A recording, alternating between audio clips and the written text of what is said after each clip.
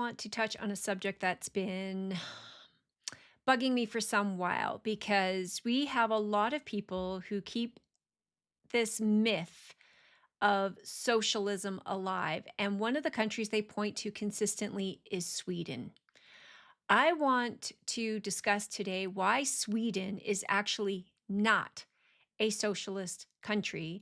And I want to point out why that actually matters for Canada, because you're going to see a lot of similarities here.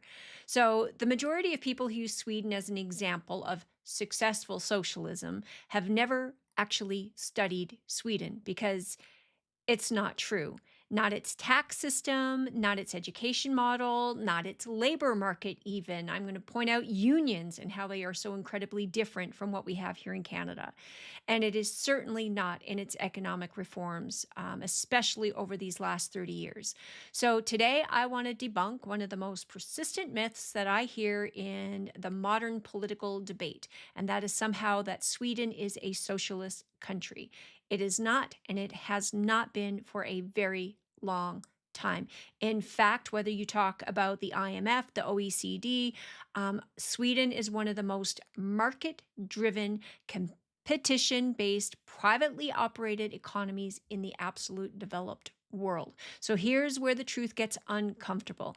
Canada wants to keep pointing to what they see as a socialist country because it has a very large welfare system, trying to conform that into their ideology of and convincing you that that is indeed socialism. But here's the truth. Many of the systems that work in Sweden, and the only reason that Sweden works is because it is the exact opposite of what Canada does.